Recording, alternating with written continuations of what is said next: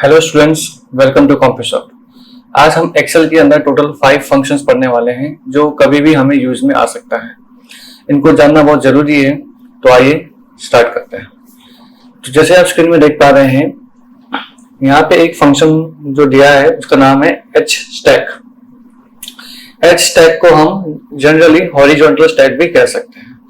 तो H stack returns the array formed by appending each of the array arguments in a column wise fashion।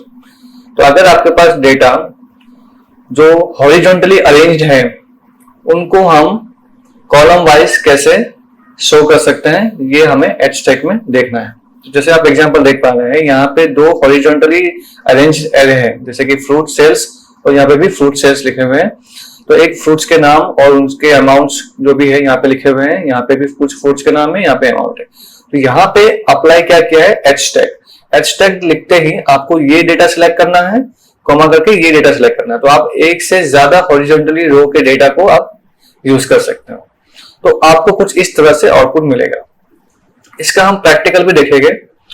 जैसे कि मेरे पास एक data कुछ इस प्रकार से है, इसमें नेम है, सिटी है, एज है और उनके डेटा यहाँ पे हॉरिजॉन्टली फिल है, यहाँ पे भी फिल है।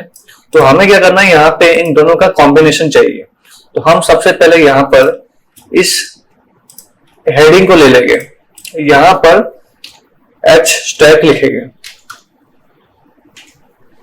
तो यहाँ पे हमें सबसे पहले क्या करना है, पहले एरे को सिलेक्ट करना है, पहला डेटा को सिलेक्ट करना है, कॉमा करके फिर दूसरा डेटा को सिलेक्ट करना है। बस इतना ही करना है और कुछ नहीं करना है। जैसे आप एंटर प्रेस करोगे आपको डेटा कुछ इस टाइप से मिल जाएगा, दोनों का कॉम्बिनेशन। तो कभी भी इस टाइप का नीड हो तो आपको ये सब चीजें मैन्युअली कॉपी पेस्ट करने की जरूरत नहीं है, आप फॉर्मूला अप्लाई कर सकते हो। ये कभी भी जरूरत पड़ सकती है, बट कब जरूरत पड़ेगी और जब जरूरत पड़ेगी तब आपको ये चीज याद भी होनी चाहिए। तो ये आप एक बार नोट करके रख सकते हो। उसके बाद हमें नेक्स्ट देखना है वी स्टैक, वर्टिकल स्टैक। तो वर्टिकली अरेंज अगर डेटा है हमारे पास, जैसे कि यहाँ पे है name, region, revenue, name, region, revenue, इन दोनों डेटा को कंबाइनली हमें यहाँ पे लाना है। तो इसके लिए हमें वी स्टैक लगाना है और दोनों एरे को सिलेक्ट करना है। ठीक है, तो ये चीज हम यहाँ पे भी करेंगे।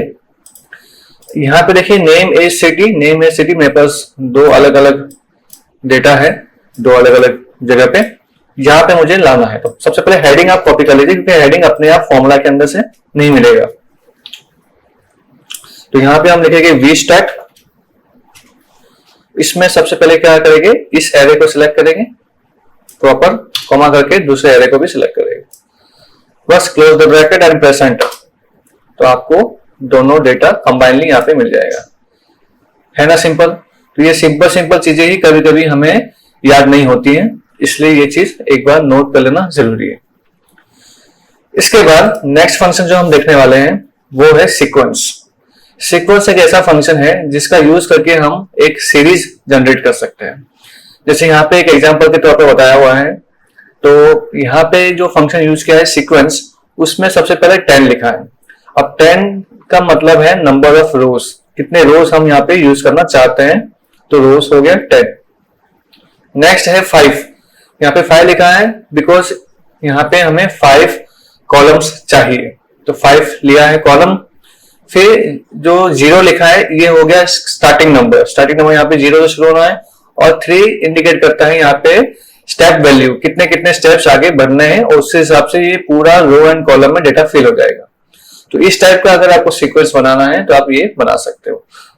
जैसे कि आपको एग्जाम्पल में बताऊं, थोड़ा जूम कर देते हैं इसको।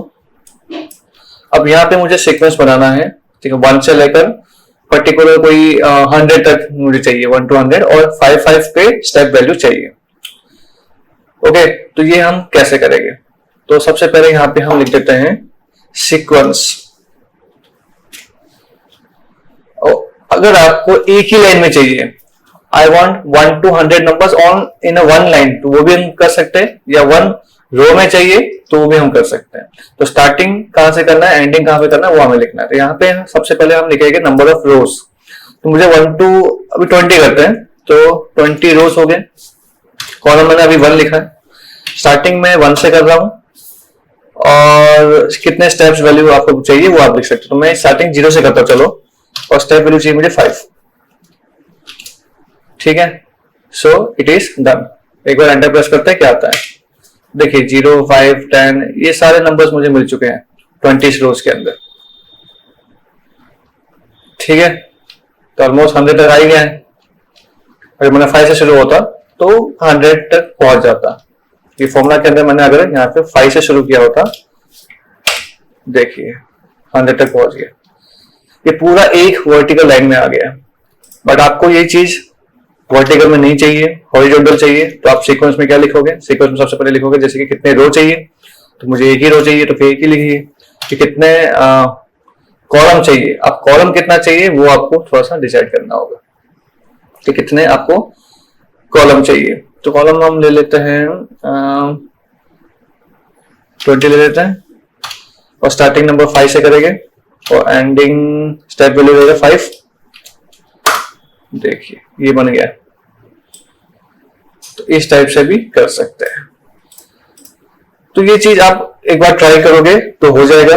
अगर आप चाहते हैं कि हॉरिजॉन्टली और वर्टिकली दोनों रो कॉलम दोनों में चाहिए आपको, तो आप मेंशन कर दीजिए। जैसे मुझे यहाँ पे 10 रो चाहिए, 5 कॉलम्स चाहिए, और स्टार्टिंग नंबर 5 से चाहिए, एंडिंग नंबर और स्टेप वैल्यू 5 चाहिए। तो देखिए ये आ गया। इस हिसाब से इतना डेटा बन रहा है। तो इस टाइप का डेटा अरेंजमेंट जब भी करना हो तो आपको सीक्वेंस का यूज करना चाहो तो कर सकते हो। ठीक है, अब नेक्स्ट हम देखने वाले हैं actually 2 row. This is not 2 row, it is 2 row. ठीक है, तो अगर आप कोई डेटा, कलेक्टिव डेटा को रो में कन्वर्ट करना चाहते हैं तो आप ये फंक्शन यूज कर सकते हैं। जैसे यहाँ पे एक कलेक्टिव डेटा है, इसको रो में कन्वर्ट करना, तो इक्वल टू 2 रो लिखिए, डेटा सेलेक्ट कीजिए, ये कन्वर्ट हो जाएगा। ठीक है, और अगर आपको डेटा जो कन्वर्ट होगा उसमें ऐसा सीक्वेंस बनेगा A B C फिर 1 2 3 4 5 6 इस टाइप से डेटा स्टोर होगा। ठीक है, बाय डिफॉल्ट वैल्यू ये है। अगर आप ऐसा नहीं चाहते, आप ऐसा चाहते हो कॉलम वाइज चाहते हो, A1 4 B2 5 3 6 3 6 ऐसा चाहते हैं इस टाइप से, तो आपको फिर यहाँ पे कोमा करके ट्रू लिखना होगा। ठीक है, तो ये हम प्रैक्टिकल भी देखने वाले हैं। तो मेरे पास ये डेटा है, इसको मैं 2 रो में कन्वर्ट करना चाहता हूं। 2 रो ब्रैकेट में डेटा पूरा कलेक्टिव सिलेक्ट कर दीजिए। ठीक है, फिर कोमा कीजिए। कोमा करने के बाद यहाँ पे ऑप्शंस आ रहे हैं। अब ये ऑप्शन को थोड़ा ध्यान से देखते हैं। ऑप्शंस में क्या लिखा है? 0। सबसे पहले keep all values default. By default आप स्किप करोगे तो भी ये 0 ही रहेगा। फिर नेक्स्ट आता है इग्नोर ब्लैंक। अगर आप ब्लैंक है, जैसे मेरे पास ब्लैंक डेटा है, तो उसको आप इग्नोर कर सकते हो, उसको आप यूज नहीं करोगे। उसको अगर कोई एरर है तो उसको भी आप इग्नोर करना चाहो तो इग्नोर कर सकते हो बाय प्रेसिंग 2। अगर आप इग्नोर और ब्लैंक, मतलब ब्लैंक और एरर दोनों को इग्नोर करना चाहते हैं तो 3 प्रेस करो। ठीक है, अभी तो कोई एरर है नहीं, तो मैं यहाँ पे अगर 0 लिखता हूँ, जो कि बाय डिफॉल्ट 0 होता है, और यहाँ पे बाय डिफॉल्ट फॉल्स ही होता है। ठीक है, तो आप फॉल्स पिक भी कर सकते हो चाहो तो। तो देखो पूरा का पूरा ये एक लाइन में अरेंज हो गया, और जहां पे स्पेस था वहां पे क्या आ गया? 0 आ गया। तो उसने स्पेस नहीं दिया, उसने 0 ही दे दिया। ठीक है, तो ये एक तरीका होता है। अब हम यहाँ पे वापस से 2 रो लगाते हैं। पूरा डेटा यहां से सिलेक्ट कर देते हैं जो हमारे पास अवेलेबल है। अब यहां पे हमने ले लिया फर्स्ट इग्नोर ब्लैंक। ठीक है, ब्लैंक को इग्नोर करना है, और दूसरा यहां पे हमने फॉल्स लिया। चलो फॉल्स लिया अभी। तो देखो ये पूरा डेटा आ गया है, और जहां पे स्पेस था वो चीजें गायब हो गई, उसको उसने यूज ही नहीं किया, इग्नोर कर दिया। ठीक है, तो ये अच्छा खासा फंक्शन है। अगेन 2 रो लगाते हैं। अब इसमें आप पूरा डेटा सिलेक्ट करेंगे, और यहां पे अगेन 1 ले लेते हैं, और यहां पे ट्रू ले लेते हैं। ट्रू लेने का पीछे रीजन ये है कि आपको ये जो हॉरिजॉन्टल जो है, मतलब ये जो कॉलम वाइज जो डेटा है वो आपको यहाँ पे मिलेगा। तो देखो अमन के बाद कुणाल आया, सॉरी मनीष के बाद यहाँ पे अमन था, मनीष के बाद यहाँ पे कुणाल आया। मतलब यहाँ पे इस फॉर्मेट में चल रहा है, पहले मनीष, कुणाल, मीना, मनोज, फिर अमन, पूजा, जय, कुलदीप, फिर मोहन, टीना, वसीम, देखो स्पेस हट गया है, ठीक है। तो इस टाइप से चल रहा है। तो होप आपको समझ में आ रहा होगा मेरा कहने का मतलब क्या है। टू कॉल भी कुछ इस तरह से ही है, इसको बस डेटा को कॉलम में कन्वर्ट करना है। तो यहाँ पे देखिए सेम चीजें यहाँ पे भी रिपीट करनी है, तो ये भी चीज हम करके देखेंगे। तो यहाँ पे हम देखो ये डेटा को हम कॉल में करते हैं।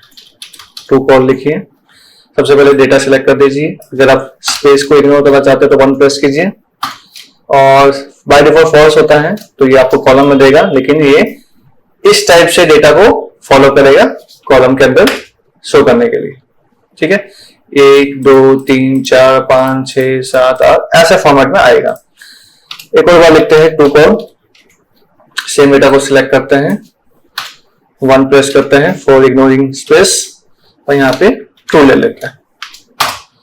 तो देखो ये ऐसे चल रहा है। तो इसका जो लूप चल रहा है इस टाइप से, तो मनीष, फिर कुणाल, मीना, फिर स्पेस को इग्नोर कर दिया तो अमन, पूजा, जय, कुलदीप, इस टाइप से चल रहा है, ठीक है। तो ये कॉलम में अरेंज हो गया। तो ये सारे फंक्शंस जो हमने देखने थे वो हमने आज देख लिए। इसको आप अच्छे से एक बार गो थ्रू कर लीजिए। कोई डाउट हो, कोई प्रॉब्लम हो तो मुझे जरूर पूछ सकते हो, और फिर नेक्स्ट वीडियो में मुलाकात होगी। तब तक के लिए goodbye, take care and thank you.